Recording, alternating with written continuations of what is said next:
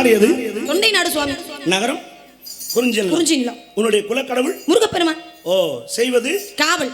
ஓ, குலக்கடவுள் முருகன். ஆமா சுவாமி. முருகனை வணங்கித்தான் இந்த காவலுக்கு வந்திருக்க. ஆமா சுவாமி. உண்மைதான்.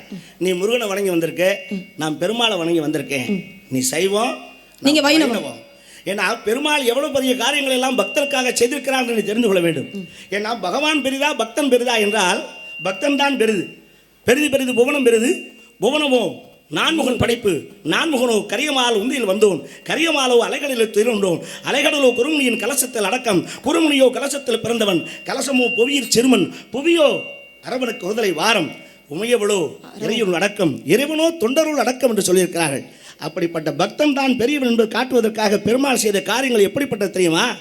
சாதாரண ஒரு யானைக்கு மோட்சம் கொடுத்திருக்கின்றான்.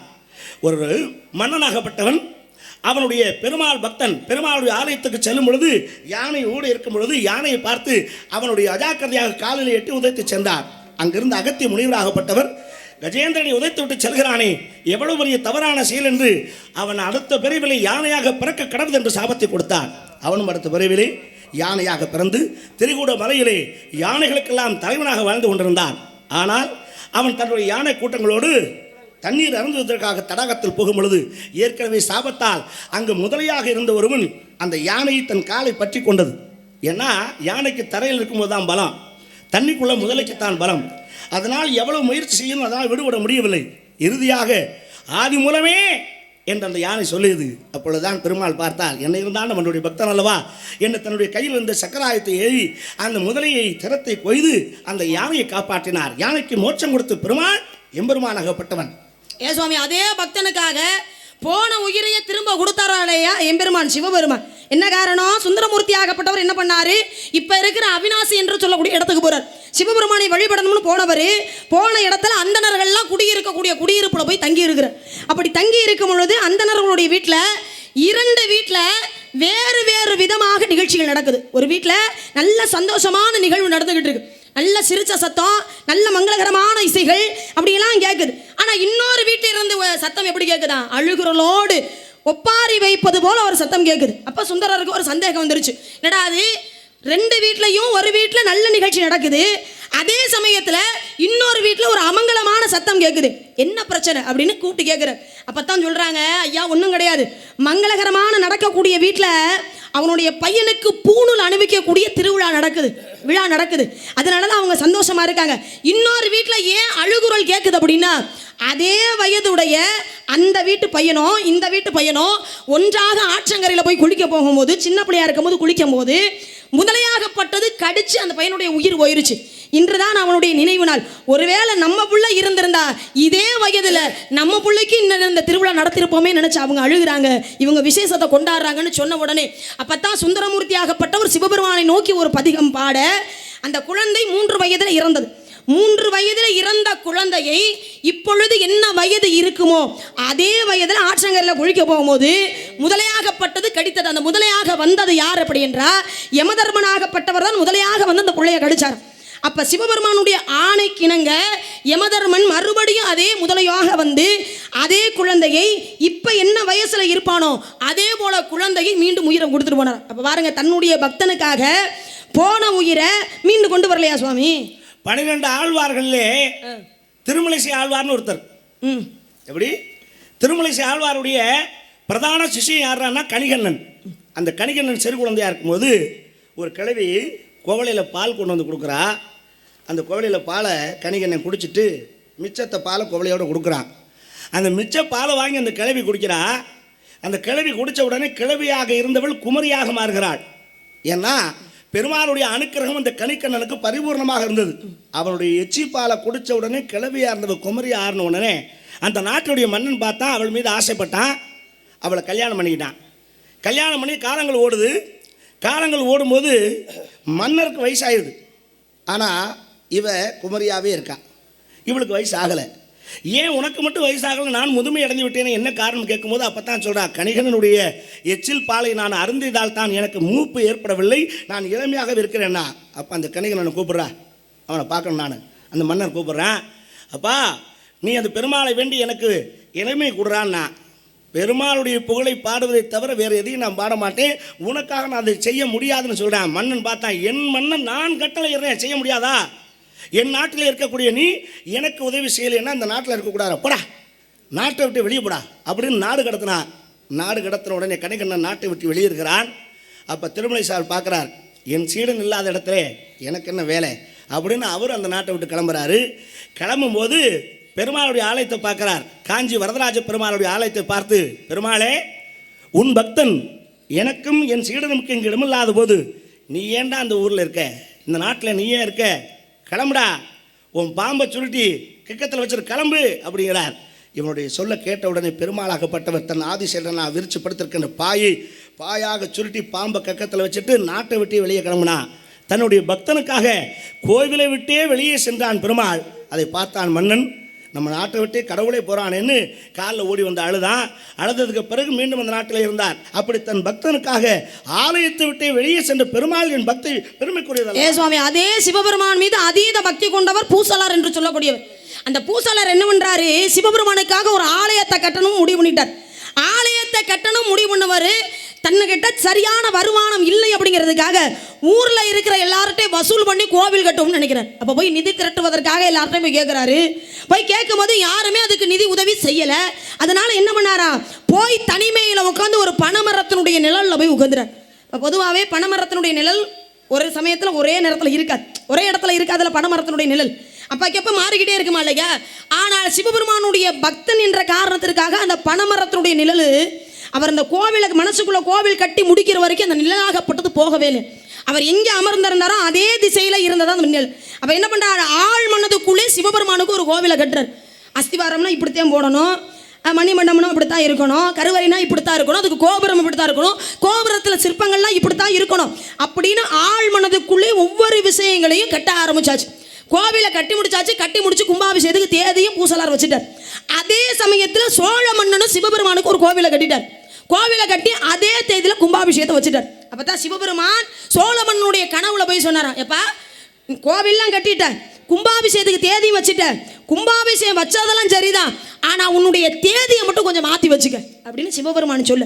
என்ன காரணம்னு கேட்ட பொழுது அப்பதான் சிவபெருமான் சொன்னாரா, எப்பா எனக்காக என்னுடைய பக்தன் இங்கே கோவில் கட்டி வச்சிருக்கான், அவனு இதே தேதியில தான் கும்பாபிஷேக தேதியை குறிச்சிருக்கான், நான் அந்த கோவில் கும்பாபிஷேகத்துக்கு போகணும், அதனால உன்னுடைய கும்பாபிஷேக தேதியை மாற்றி வச்சுக்க அப்படின்னு சொன்னார்.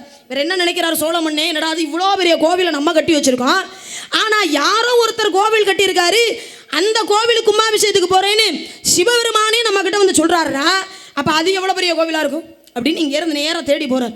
போகும்பொழுது ஊருக்குள்ள விசாரிக்கிறாரு. ஊருக்குள்ள பார்க்கும்போது எந்த ஒரு கோவிலுமே கிடையாது. ஏடா அது சிவபெருமானே கனவுல வந்து சொன்னாரு ஒரு பெரிய கோவில் இருக்கு அப்படின்னு. இந்த ஊருக்குள்ள பார்த்தா எந்த கோவிலுமே இல்லையே அப்படின்னு ஊருக்காரவங்களை கூப்பிட்டு விசாரிக்கிறார். எப்பா ஏதாவது புதுசாக கோவில் இருந்து கட்டியிருக்கீங்களா, கும்பாபிஷேகம் நடக்குதா அப்படின்னு கேட்கும் போது அப்பத்தான் அந்த ஊரில் உள்ள கிராமத்தில் உள்ள மக்கள் எல்லாம் சொன்னாங்களா, இங்கே யாரும் கோவில்லாம் கட்டல, ஆனால் கோவில் கட்டணும்னு ஒருத்தர் ஆசைப்பட்டு வந்து எதுவும் எல்லார்ட்டும் நிதி கேட்டார், யாருமே நிதி கொடுக்கல, அதனால ஒரு மரத்தடியில் போய் தனிமையில் போய் உட்காந்துட்டாரு, அவர்கிட்ட வேணா போய் கேட்டு பாருங்க அப்படின்னு சொல்லும் போது தான் பூசலாரை சோழ மன்னன் போய் சந்திக்க தன்னுடைய ஆழ் மனதுக்குள்ளே சிவபெருமானுக்காக கோவில் கட்டின காரணத்துக்காக தெய்வமே இந்த ஆழ் மனதுக்குள்ள கருவறையில் போய் தெய்வமாக அமர்ந்தார். அப்ப தன்னுடைய பக்தனுக்காக கருவறைக்குள்ளே மனசுக்குள்ள கோவில் கட்டியிருக்கும் போது இறைவனை கோவிலுக்குள்ள போய் உட்கார்ந்தார் இல்லையா பக்தனுக்காக. ஆழ்வார்களிலே திருப்பான் ஆழ்வார்னு ஒருத்தர் இருக்கான். அதாவது தாழ்ந்த குலத்தில் பிறந்த திருப்பானத்தில் கல் எடுத்து அவன் மண்டையில் அடிச்சு விட்டார். அடித்தா மண்டை உடஞ்சி ரத்தம் வருது. மண்டை உடஞ்சி ரத்தம் வரும்போது தான் முழிச்சு பார்க்குறான், சுவாமி நான் தப்பு பண்ணிட்டேன், நான் இறைவன் மேல் தியானத்தில் இருந்தேன்னா நீங்கள் வந்ததை கவனிக்கலை, நீங்கள் போங்க சுவாமி அப்படின்னு வழி விடுறான். பிறகு ஆலயத்துக்குள்ளே போகிறாரு. ஆலயத்துக்குள்ளே போய் பார்த்தா பெருமாளுடைய நெத்தியிலேருந்து ரத்தம் வந்துக்கிட்டு இருக்கு. இவனுக்கு அடிபட்ட அந்த ரத்தம் அந்த பெருமாளுக்கு வருது. தன் பக்தன் தாக்கப்பட்ட காரணத்தினாலே அவனுக்கு நீதி வேண்டும் என்ற காரணத்தினாலே தன் நெத்தியிலே ரத்தத்தை வர வைத்தான். அர்ச்சகர் பார்த்தார், மயங்கி கீழே விழுந்துட்டான். என்னடா ஆச்சு பெருமாளுக்குன்னு. அப்போ தான் பெருமாள் அசதியாக சொன்னார், என்னுடைய பக்தன் திருப்பாணனை கல்லால் அடித்த காரணத்தினால் ஏற்பட்ட காயம்தான் இது.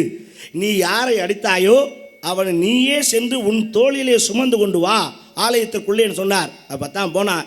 லோக சாரங்கர் என்று சொல்லக்கூடிய அந்த அர்ச்சகராகப்பட்டவர் போய் திருப்பானனை தன் தோளிலே சுமந்து ஆலயத்துக்குள்ளே கொண்டு வந்தான். பகவானை தரிசித்தான். அந்த மெய் மறந்து போனான், அப்படியே மறைஞ்சு போயிட்டான். அதனால் தான் 12 ஆழ்வார்களே திருப்பான் ஆழ்வார் என்று அவன் பெயர் பெற்றான். இது தன்னுடைய பக்தனுக்காக தன்னையே காயப்படுத்திக்கிட்டான் பெருமாள். இது பெருமை இல்லையா? ஏங்க அதே சிவருடைய ஆலயத்தில் அர்ச்சகரா இருந்தாரு.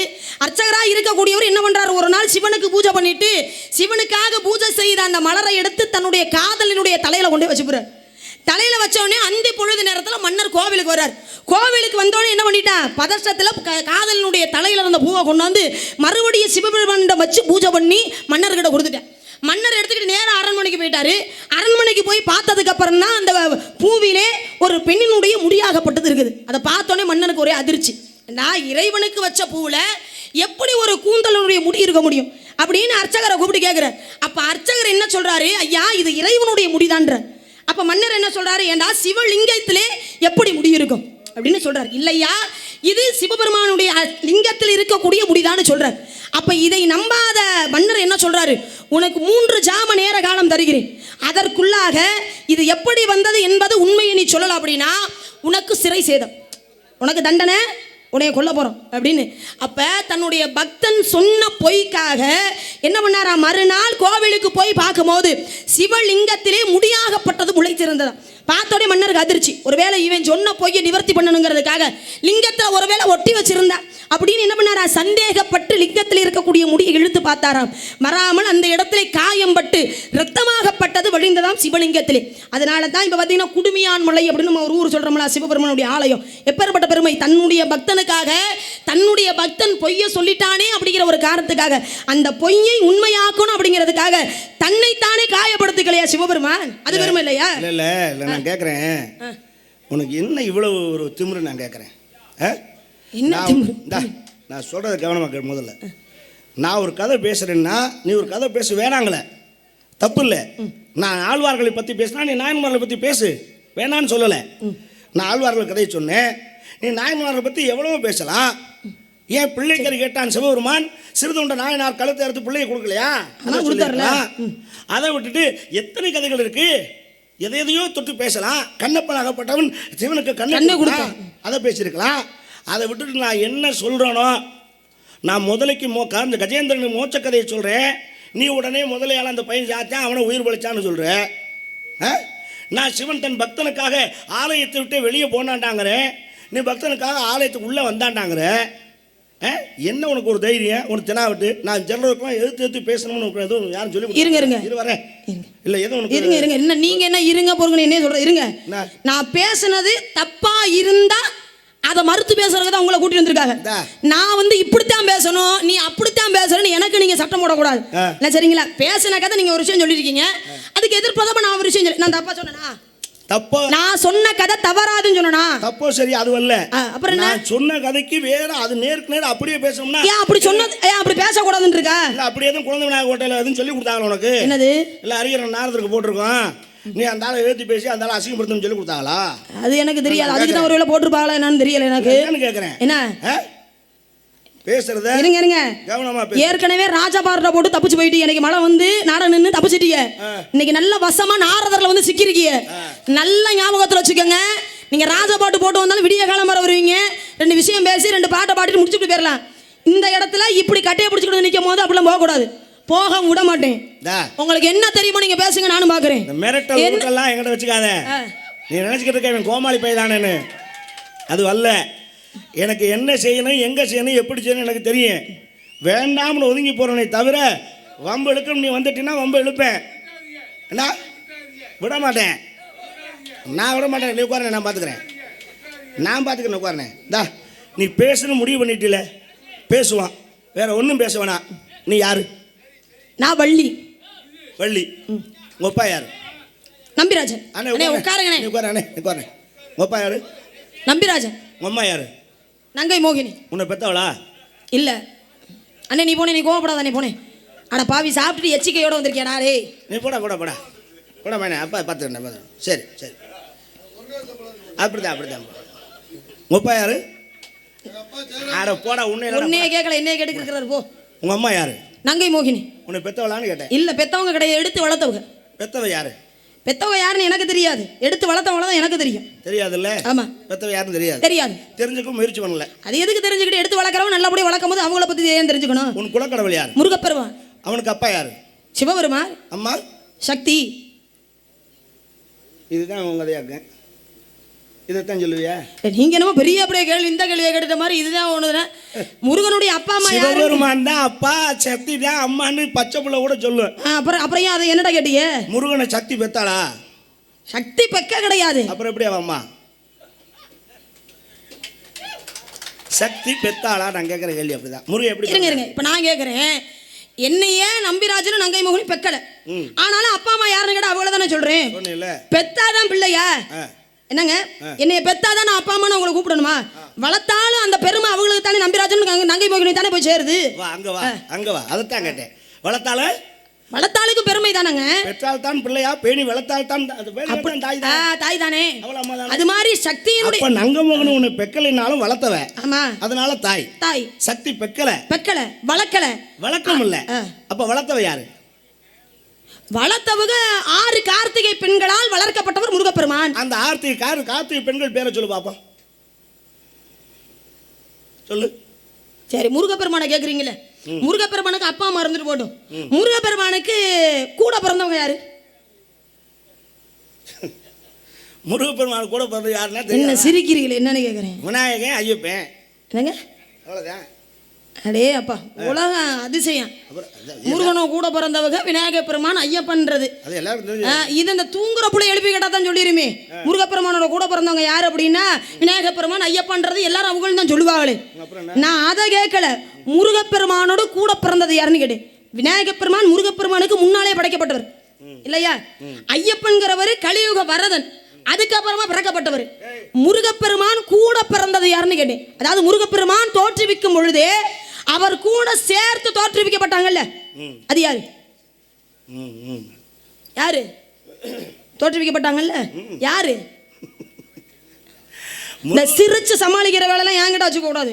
முருகனோடு பிறந்தவர் யாரு கேட்டா காலபைரவர், வீரபத்திரன். இந்தருங்க இந்த இதெல்லாம் நான் கேட்கல.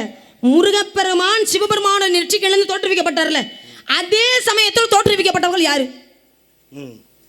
அப்ப நீ சொல்லு, பதில சொல்லு, நான் சொல்றேன். யார் அப்படின்னா கார்த்திகை பெண்கள் யார்? நீ சொல்லு, நான் சொல்றேன். 6 பெண்கள். அதே மாதிரி முருகப்பெருமானை தோற்றுவிக்கும் பொழுது தோற்றுவிக்கப்பட்டவர்கள் நவ வீரர்கள். எங்க அந்த நவ வீரர்கள் பேரை சொல்லுங்க. அப்போ சொல்றேன். அண்ணேன்னு சொன்ன விநாயக பெருமான், ஐயப்பன், காலபை, இவங்கெல்லாம் அதுக்கு முன்னாலே தோற்றுவிக்கப்பட்டவர்கள். முருகப்பெருமானோட சேர்ந்து தோற்றுவிக்கப்பட்டவர்கள் தானே கூட பிறந்தவங்கன்னு சொல்லணும். அப்ப நவ வீரர்கள் பேரை சொல்லுங்க. அப்போ முருகனை படைச்சது வளர்த்தது இருக்காங்கல்ல, அந்த வளர்த்தவ பேரை சொல்லு. அப்ப முருகப்பெருமானோட கூடவும் பிறந்திருக்காங்கல்ல, அவங்களும் கூட தானே பிறந்தாங்க. அப்ப அவங்களுக்கு பேர் இருக்குல்ல. முதல்ல பெத்து வளர்த்ததுக்கு அப்புறம் தானே. ஆமா ஆமா. அப்ப வளர்த்த யார் நீ சொல்லு, அப்புறம் நான் சொல்றேன். அப்படி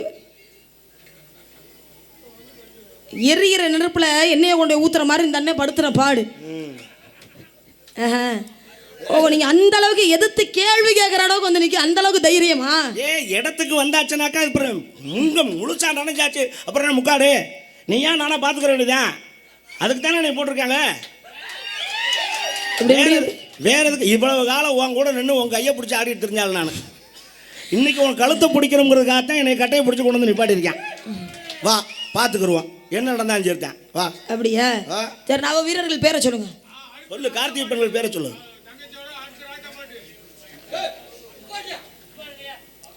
இருக்கட்டும், அது சாப்பிட்டதுக்கு பேசித்தானே ஆனா. 6 கார்த்திகை பெண்களால் முருகப்பெருமான் வளர்க்கப்பட்டார்.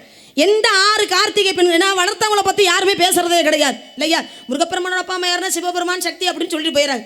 அது மாதிரி 6 கார்த்திகை பெண்களுக்கு மோட்சம் உண்டு. அவங்களுக்கு ஒரு திருத்தலமும் உண்டு, பட்டமங்கலம் என்று சொல்லக்கூடிய இடத்துல.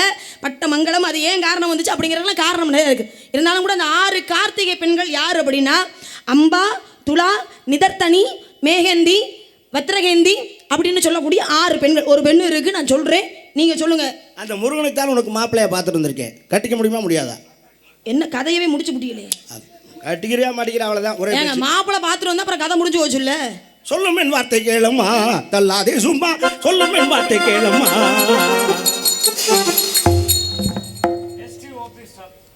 முருகனை மாப்பிள்ளையா பார்த்துட்டு வந்திருக்கேன்னு தான் சொல்லியிருக்கீங்க. ஆமா. நான் பிடிச்சிருக்கு பிடிக்கலன்னு நான் சொல்லவே கிடையாது. அப்புறம் எப்படி நீங்க பேசுறீங்க? கட்டிக்கிறியா மாட்டியா? அவ்வளோதான் ஒரே பேச்சு. கட்ட மாட்டேன். கட்ட மாட்டேல அப்படியே இருக்கட்டுங்க. அவர் கட்டணும்னு சொல்றது இது, நான் கட்ட மாட்டேன்னு சொல்றது கதை. அதாவது அப்படியே இருந்துட்டு போடு. அவ்வளோதானே. அந்த நவ வீரர்கள் பேர் என்ன சொல்லுங்க? நவ வீரர்கள் இவ்வளவு பேசுறேன், அது தெரியாம வந்து நிற்பேன் இங்கே கட்டையை பிடிச்சிட்டு. அதைத்தான் கேட்குறேன், சொல்லுங்க.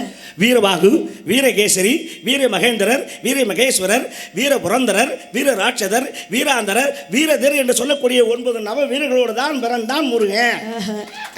யாராவது கையை தட்டினீங்கன்னா அப்புறம் அவ்வளோதான் பார்த்துக்கிருக்கேன். உனக்கு என்ன பிரச்சனை? நான் கேட்குறேன், தன் பக்தனுக்காக, தன்னுடைய பக்தனுக்காக வறண்டு போன ஆற்றிலே நீரை வள வைத்தவன் யார்? சொல்ல முடியுமா? அப்படிங்க, பக்தனுக்காக, தன்னுடைய பக்தனுக்காக. ஆமா, வறண்டு போன ஆற்றிலே நீரை வள வைத்தவன் யாருன்னு சொல்ல முடியுமா? ஆமா, தன்னுடைய பக்தனுக்காக வறண்டு போன ஆற்றிலே நீரை பெருக்கெடுக்க வைத்தார் சிவபெருமான். சுந்தரமூர்த்தி என்ன பண்றாரு? வறுமையில இருக்கும் பொழுது சிவபெருமானிடம் போய் பதிகம் பாடி 1000 பொற்காசுகளை வாங்குறார். வாங்கிக்கிட்டு போறாரு. போற வழியில பூதகணங்களை அனுப்பி அவரே திருட வச்சிடறார். அப்பதான் சிவபெருமான் வந்து சுந்தரமூர்த்தி சொல்றாரு, எப்பா போற வழியிலே திருடர்கள் திருடிட்டு போயிடுறாங்க, இந்த பொற்காசுகளை என்னால கொண்டு போக முடியலன்னு சிவபெருமானிடம் கேட்க, அப்ப சிவபெருமான் என்ன சொல்றாரு? எப்பா அந்த மணிமுத்தாத்துல போட்டுட்டு உன்னுடைய திருவாரூரில் இருக்கக்கூடிய கமலாயங்கிற குளத்துல போய் எடுத்துக்கின்ற. அப்பதான் சுந்தரமூர்த்தி கேட்டார், ஏன் ஆத்துல தண்ணியே கிடையாது, இந்த ஆத்துல எப்படி நான் போட்டு குளத்துல போய் எடுப்பேன் அப்படின்னு கேட்கும் போதுதான் வற்றி இருந்த ஆற்றிலே ஆற்று பெருக்கெடுக்க வைத்தார் சிவபெருமான் பக்தனுக்காக, சுந்தரமூர்த்திக்காக.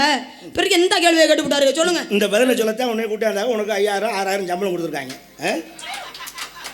என் தலையெழுத்து இதெல்லாம் கேட்டுக்கிட்டு இருக்கணும். நான் என்ன கேள்வி கேட்டேன்னு உனக்கு தெரியல, அதுக்கு இதான் பதிலா? அப்ப இது நீங்க என்ன கேட்டீங்க? தன்னுடைய பக்தனுடைய உயிரை காப்பாற்றுவதற்காக வறண்டு போன இடத்துல நீரை பெருக்க வச்சான இவன் சுந்தரமூர்த்தி போய் பொன்பொருள் அங்கே போட்டு எடுக்கிறதுக்கு அவன் காசு பணம் இல்லைன்னா செத்து போயிடுவானா? உயிரை காப்பாற்றுறதுக்கு அந்த பொன்பொருள் சாப்பிட்டா உயிர் பிழைக்க போறான்? இல்ல. என்ன கேட்டோம்னு உனக்கு தெரியல, இதுக்கு தான் பதிலா? இருங்க, அதாவது உயிரை காப்பதற்காக, உயிரை காப்பதற்காக பக்தனுக்காக வெள்ளப்பெருக்கெடுக்க வைத்தது மதுரையும் வயதிலே மாணிக்க வாசகருக்காக வெள்ளப்பெருக்கெடுக்க வைத்தார் சிவபெருமான். அதை சொல்லு. ஏன் அப்படின்னா அப்புறம் மாத்தி பேசுற. ஹரிமர்த்தன பாண்டியனிடம் பொற்காசுகளை வாங்கிக்கிட்டு வந்து இங்க திருப்பெருந்துறை என்று சொல்லக்கூடிய இடத்துல ஆவுடையார் கோயிலா கட்டிட்டார். ஏன்னா காசுன்னு இருந்தா கோயிலை கட்டணும் ஆசைப்பட்டா உன் காசுல கோவில் கட்டிருக்கணும். நான் குதிரை வாங்கி கொடுத்த காசுல நீ ஏன்டா கோவிலை கட்டுன அப்படின்னு சொல்லி கையையும் காலையும் கட்டி ஆற்று மணலிலே சுடுமணலில் போட்டார். அப்ப பக்தனுடைய உயிர் போகும் தருவாயில சிவபெருமான் பார்த்தார், தன்னுடைய பக்தன் தனக்காக கோவில் கட்டதுக்காக இப்படி உயிருக்கு போராடிக்கிட்டு இருக்கானு சொல்லி வைகை நதியை பெருக்கெடுக்க வைத்தார் சிவபெருமான் மாணிக்க வாசகருக்காக. போதுமா? அதை சொல்ல வேண்டியதானே? உன் ஜவரிக்கு நீ ஒரு பதில சொல்லுவா, அதை கேட்டுட்டு போ. நான் பைத்தியக்காரனா? நான் முத கேள்வியை நான் புரிஞ்சுக்கல, அவ்வளவுதான் வித்தியாசம். நீங்க சொன்னது பக்தனுக்காக வெள்ளப்பெருக்கெடுக்க வைத்தார, நான் சுந்தரம் சொன்னேன் உயிரை காப்பதற்காகனா அது மாணிக்க வாசகருக்காக. நான் கேட்கிறேன், இப்ப பக்தனுக்காக வெள்ளப்பெருக்கெடுக்க வைத்தார்ல, அதே வெள்ளப்பெருக்கெடுக்க வைத்த ஆற்றை நிறுத்தி தன்னுடைய பக்தன் அக்கறையில் கொண்டே சேர்த்தார யாருக்காக? நான் கேட்டா உடனே அந்த ஆத்து சம்பந்தமாவே அது எனக்கு மண்டை வெடிச்சு ஒரு கேள்வி கேட்டால் திருப்பி கேள்வி கேட்காம நல்லா இருக்கவே முடியாது. அது அந்த இடத்துல யார் நின்னாலும் சரி. தேவகிக்கும் வசதிக்கும் பிறந்தவன் தான் 8வது குழந்தையாக பிறந்தான் கிருஷ்ணன். ஏன்னா கம்சனை அழிக்க பிறந்தவன் தான் கிருஷ்ணன். அதனால தான் இன்னைக்கு 8வது பிறந்த குழந்தை தாய்மாமனுக்கு ஆகாதுன்னு சொல்லுவான். அந்த 8வது பிறந்த குழந்தை கிருஷ்ணனை அழிக்கணும்னு கம்சன் காத்துக்கிட்டு இருக்கான். அப்போ இந்த கிருஷ்ணனை காப்பாற்றணுங்கிறதுக்காக தேவகியும் வசுதேவரும் என்ன செய்கிறாங்கன்னா, கூடையில் தூக்கி அந்த குழந்தைய வச்சுக்கிட்டு அவங்க கொண்டு போய் கோகுலத்தில் விட்டுட்டு வரணுங்கிறதுக்காக போகிறாங்க. அங்கே யமுனை யார் பெருக்கெடுத்து ஓடிக்கிட்டு இருக்கு, இது போகணுமேங்கிறதுக்காக அங்கே போய் நின்று சாமியை கும்பிட்றாங்க. கும்பிட்ட உடனே இந்த ஆறு 2ஆக பிரிஞ்சு இடையில தடம் நடந்தது. அதில் தடத்தில் நடந்து போய் கொண்டு போய் கோகுலத்தில் கிருஷ்ணபெருமானை விட்டு அங்கேருந்து பெண் குழந்தையை கொண்டு வந்து இங்கே கம்சன் இடத்துல ஒப்படைச்சான். இதுதான் பெரிய கதை. இது ஒரு பெரிய வச்சு இது கேட்டு இருக்கு. இவரை நாரதர் போடணும்னு ஆசைப்பட்டது யாரு? தெண்டம் காசு தெண்டம். பேசாம இருனே. இல்லை நான் கேட்குறேன், முதல் நான் கேட்ட கேள்வி நீங்கள் புரிஞ்சுக்கிட்டீங்களா? இல்லை வேற 8000 ரூபா சம்பளம் இருக்கு, அதுக்கு பேசாம நீங்கள் பப்புனே போட்டு வந்துருக்கலாம். கந்தன் தானமா உனக்கு ஏத்த புருஷமா. இப்படி உலகத்தில் வாட்சி அவனையும் பார்க்கலாங்க. இருங்க, நான் கேட்டது என்ன? ஒரு பக்தனுக்காக வெள்ளப்பெருக்கெடுக்க தண்ணி விலகுச்சா இல்லையா? என்னங்க தண்ணி விலகுச்சா இல்லையா? இருங்க, தண்ணி அந்த இடத்துல விலகுச்சு. யார் இருங்க யாரை தூக்கிக்கிட்டு போனாங்க? வசுதேவனும் கிருஷ்ணரை கண்ணனை கூடையில சுமந்துக்கிட்டு வசுதேவர் இக்கரையில இருந்து அக்கறைக்கு போறதுக்காக வெள்ளப்பெருக்க நிப்பாட்டி வச்சார். கண்ணனுக்கு வசுதேவர் என்ன வேணும்? அப்பா. அப்பா வேணும். நான் என்ன கேட்டேன், பக்தனுக்காக வெள்ளப்பெருக்கை நிறுத்தி வச்சது யாருக்காகன்னு கேட்டேன். ஏன் அப்பா பக்தன் ஆகப்படாதா? அப்பா ஏங்க சிவபெருமான் முருகனே வணங்குனதா கதை இல்லையா? தகப்பன் சுவாமின்னு கதை இல்லையா? இருங்க மந்திரத்தை கேட்டா அப்ப பக்தன் ஆகலையா? இருங்க, உறவு முறை விட்டுருங்க. அப்பாங்கிற முறைக்கு வருது, அது பக்தனாகவே இருந்தாலும் அது உறவை தவிர்த்து பக்தன் ஒருத்தனுக்கு வெள்ளப்பெருக்க நிப்பாட்டி வச்சாரு. சொல்லுங்க. ஓஹோ, நீ அங்க வர்றியா? இது மதுரையில் நடந்த கதை. அதாவது பாண்டிய மன்னனுடைய ஆட்சி, அபிஷேக பாண்டியனுடைய ஆட்சி சோழனுக்கும் பாண்டியனுக்கும் எப்பவும் ஆகாது. இது தெரிஞ்ச சமாச்சாரம் தான். ஆனால் சோழனுக்கு எத்தனையோ சிவஸ்தலங்களை வழிபட்டாலும் மதுரையில் மீனாட்சியும் சொக்கநாதரையும் கும்பிடணும்னு ஆசை. ஆனால் உள்ளே வர முடியாது. வந்தான்னா பாண்டியன் சண்டைக்கு வருவேன், போர் எடுப்பேன், சண்டை போடுவேன், நாட்டில் பிரச்சனை வரும். ஆனால் என்னடா செய்கிறது, வர முடியலையே அப்படின்னு மனசில் வேதனைப்பட்டு இருக்கான். அப்போ தான் சிவபெருமான் பட்டன் கனவுல போய் சொல்றார், நீ வாடா மதுரைக்கு, மாறு வேடம் தரித்து வா. பாண்டியனுக்கு தெரியாது. நீ மாறு வேடம் தரித்து வந்து என்னை தரிசனம் பண்ணிட்டு போடா அப்படின்னு சொல்கிறான். அப்படி சொல்லும்போது சோழ மன்னன் நாகப்பட்டினம் வர்றான். அப்படி வரும்போது தான் இன்றைக்கி மதுரை பக்கத்தில் சோழவந்தான் ஒரு இடம் இருக்குது. சோழன் வந்தான், அங்கு சோழன் வந்து தங்கி இருந்த இடம்தான் சோழவந்தான். இன்றைக்கும் தஞ்சாவூர் பகுதி மாதிரி அந்த இடம் மட்டும் செழிப்பாகவே இருக்கும். ஆனால் அவன் எந்த சோழன் தெரியுமா? அதைத்தான் இப்போ நீங்கள் சொல்லணும். இப்போ நான் என்ன சொல்கிறதுக்கு அவங்கள என்னைய கூட்டு வந்திருக்கேன். காடாக இருந்த நிலங்களை எல்லாம் வெட்டி நாடாக மாட்டியதான் அவனுக்கு பேர் காடு வெட்டி சோழன் என்று பெயர். அவன் வர்றான், வரும்போது பார்க்குறான் வைகை ஆறு பெருக்கெடுத்து ஓடிக்கிட்டு இருக்கு. இதை தாண்டிலடா மீனாட்சியும் சொக்கநாதரையும் பார்க்கணும், எப்படிடா நான் வருவேன் சிவபெருமானே அப்படி மனசில் வேண்டான். அப்போ தான் சிவபெருமானாகப்பட்டவன் வைகை நதியை இரண்டாக பிரித்து இடையிலே பாதையை ஏற்படுத்தி அவன் வந்தான். அவன் வந்து சென்றது தான் அந்த வடக்கு வாசலில் இன்றைக்கி அவன் கையை வச்சு திறந்தான். அந்த அவனுடைய சோழ முத்திரை வந்திருக்கு. அதனால் இன்றைக்கி அந்த வடக்கு வாசலில் ஒரு வாசல் கதவு மட்டும் இன்றைக்கும் பூட்டியே இருக்கும்.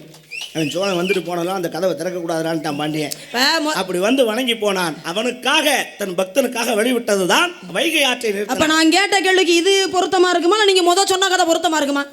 சொல்லி கேள்வி கேட்டா என்னத்தையாவது சொல்லி அந்த இடத்த நிரப்பிட்டு போகணும்னு நினைக்க கூடாது. சரிங்களா?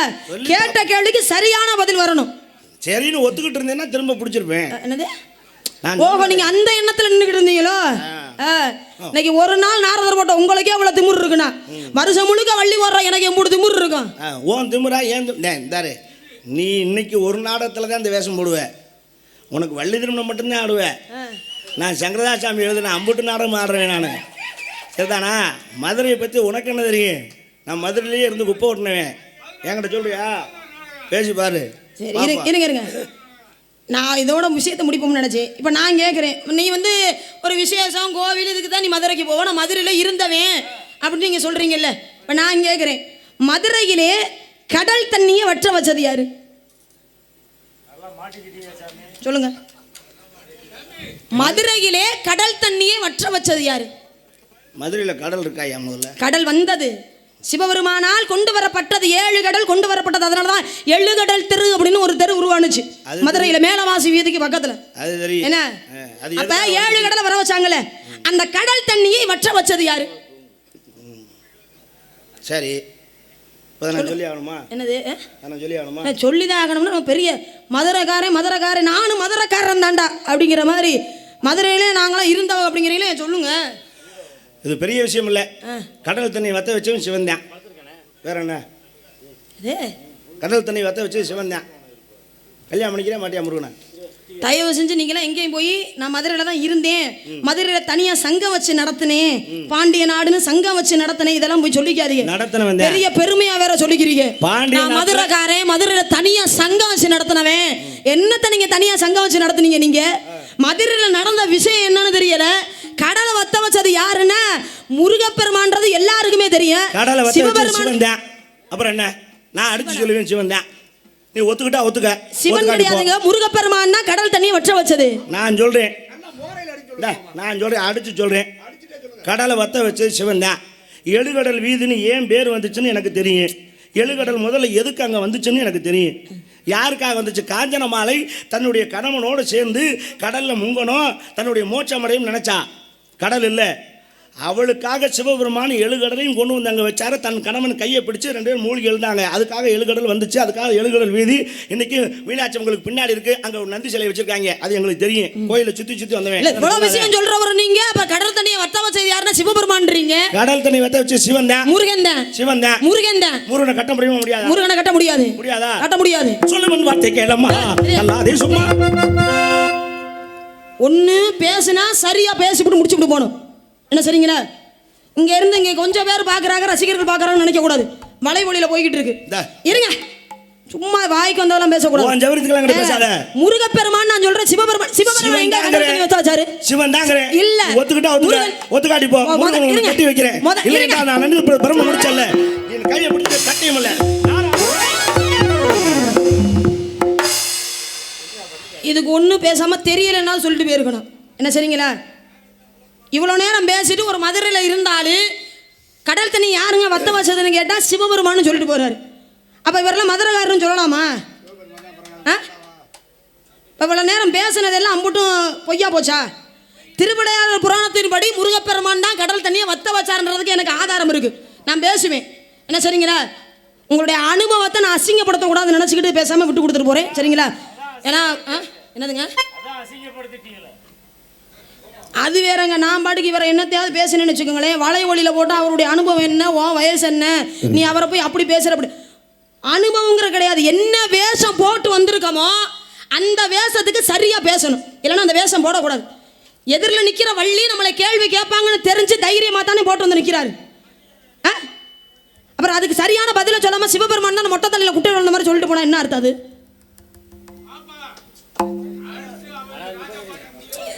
நான் வேணா சொல்றேன், சிவபெருமான் கிடையாது.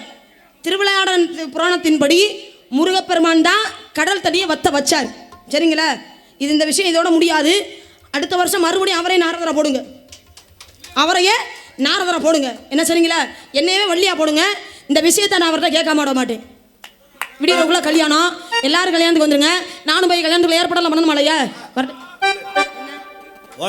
சொல்லி விடுப்போ. நான் கேன பையன் கேட்டுக்கிட்டு உள்ள போனவர் இப்ப எதுக்கு வெளியில வராரு? இருங்க, அப்படி இல்ல. நீங்க முடிச்சிட்டு உள்ள போயிட்டீங்க. என்ன வலையதளத்தை போடுவாங்க. அவர் அனுபவத்துக்கு நீ பேசுற. நீ எனக்கு பாவப்பட்டு பச்சாங்கப்பட்டு விட்டுட்டு போறியா? அப்ப நீங்க சொல்லிருக்கணும்ல. அப்ப நீங்க நிக்காம விஷயத்தை சொல்லிருக்கணும்ல. நீங்க தண்ணி வத்த வச்ச முருகன் இல்ல. ஆமா. எப்படின்னு கதையை சொல்லு பாப்போம். சொல்லிவிடு. நான் சிவங்கிறேன், நீ முருகன் இல்ல. எப்படி வத்த வச்சான்னு சொல்லு. நான் சொல்றேன். முருகப்பெருமான் கடல் தண்ணியை வத்த வச்சாருங்கிறதுக்கு நான் ஆதாரம் சொல்றேன். மொத்த திருவிளையாடல் புராணத்திலே 64 கலைகள் இருக்கு. 64 திருவிளையாடல் இருக்கு. அந்த 64 திருவிளையாடலே 13வது படலத்துல போட்டிருக்காங்க முருகப்பெருமான் தான் கடல் தண்ணியை வற்ற வச்சார் அப்படின்னு. ஏன்னா முருகப்பெருமானாகப்பட்டவர் 100 யாகம் நடத்தினால் இந்திர பட்டத்தை அடையலாம்ங்கிறது நியதி. அப்ப 96 யாகத்தை முடிச்சுட்டார். மிச்சம் இருக்கிறது 4 யாகம் தான். அதை நடத்தினா இந்திர பதவி அடைஞ்சிடுவார். இதை தெரிந்து கொண்ட இந்திரன் என்ன பண்றான்? வர்ணனுக்கிட்ட போய் மழையை பெய்ய சொல்றான். அப்படி மழையை பெய்ய சொல்லும் பொழுது கடல் தண்ணி ஆகப்பட்டது கொந்தளிக்க ஆரம்பிச்சிருச்சு.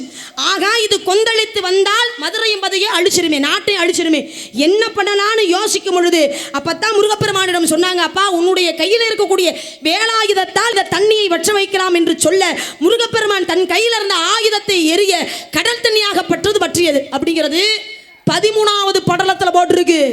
சும்மா ஆதாரம் இல்லாம நான் சொல்ல மாட்டேன். ஆதாரத்தை நானும் சொல்லுவேன். என்ன அப்படி நீங்க சிவபெருமான் கடல் தண்ணி வத்த வச்சாங்கிறது திருவிளையாடல் புராணத்துல இருக்கிறத நானும் சொல்லுவேன். நீங்க சொல்லுங்க. நீங்க சரி சொல்லுங்க அப்பா. 64 திருவிளையாடல்கள் மதுரையில் செஞ்சிருக்கார் சிவன்.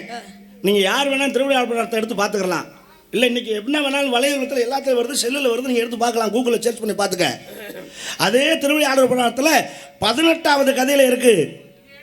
நீ சொன்னது 13, நான் சொன்னது 18 இருக்கு. சிவன் வத்த வச்சதுக்கு காரணம் ஏன் தெரியுமா? அபிஷேக பாண்டியனாகப்பட்டவன் சித்ரா பௌர்ணமி என்று சிவபெருமானை தரிசிப்பது வழக்கம். அதே நாளில் இந்திரனாகப்பட்டவன் சிவபெருமானை தரிசிக்க வர்றான். அப்போ சிவபெருமானை தரிசிக்க வரும்பொழுது மன்னர் உள்ளே இருக்காங்கிற காரணத்தினால இந்திரனாகப்பட்டவன் வெளியே காக்க வைக்கப்படுறான். வெளியே காத்து நிற்கிற கோபத்தில் என்ன செய்யறான்? தேவேந்திர லோகத்துக்கு செல்றான். தன்னுடைய ஆட்கள் எல்லாம் சொல்லும்போது அப்போ வர்ண பகவான் பார்க்குறான், தன்னுடைய தலைவனுக்கு இப்படி ஒரு நிலைமையா, அவனை காக்க வச்சுட்டாங்களேன்னு. தண்ணிக்கு அதிபதி யாரவன் யாரானா, கடலோ கம்மாயோ ஆறோ குளமோ எதுவாக இருந்தாலும் தண்ணிக்கு அதிபதி யாரானா வர்ண பகவான் என்ன செய்கிறான்? கடல் நீரை மொத்தமாக கொண்டு வந்து மதுரையில் இறக்குறான், மதுரையை அழிக்கணும்னு. அப்போ என்ன செய்கிறார் சிவபெருமான்? தன்னுடைய பக்தன் அபிஷேக பாண்டியனை காப்பதற்காக மேகங்களை எல்லாம் அழைத்து அந்த கடல் நீரை புறான் உறிஞ்ச செய்து கடலை வத்த வைத்தாருங்கிறது 18வது படத்துல இருக்கு. எடுத்து பாத்துக்க, உண்மையா இல்லையா பொய்யா பாத்துக்க. இது ஆரம்பத்துல சொல்ல வேண்டியது. அப்ப முருகப்பெருமான் கடல் தண்ணி வத்த வைக்கலங்கிறீங்களா? அப்புறம் நான் சொன்னது இல்லையா? அப்ப நான் சொன்னது இருங்க, நான் சொன்னேனா இல்லையா? 13வது படத்துல இருக்கா இல்லையா? 18ல இது இருக்கா இல்லையா? இருக்குதா? நான் அப்ப ஒத்துக்கிறேன். நீ படிச்சிருக்கீங்களா? நானும் படிக்காம வந்திருக்கேன். உள்ள போனவர் எதுக்கு வந்து திரும்ப அந்த பதில சொல்றீங்க? நான் தான் சொல்லலாம். என்ன உங்க திமிர காட்டுறீங்களா? உங்க திமிர வேற யாராவது காட்டிக்கணும். சரிங்களா? என்னைய உள்ள போக சொல்றீங்க, என்ன சொல்ற? முடிச்சிட்டு உள்ள போனா உள்ள போக வேண்டியதானே? அப்படி போற திரும்ப அவசியம் எதுக்கு நீங்க பதில சொல்லிக்கிட்டு இருக்கீங்க? அப்படி உன்னை விட்டுட்டு போன அவசியம் இல்ல. நான் சொன்னது கதை சொல்லி நிரூபிச்சிருக்கேன். ஐயா உங்கள்ட்ட வார்த்தை அளந்து பேசு. உம்மா தெரியாம பேசிட்டு இருக்க.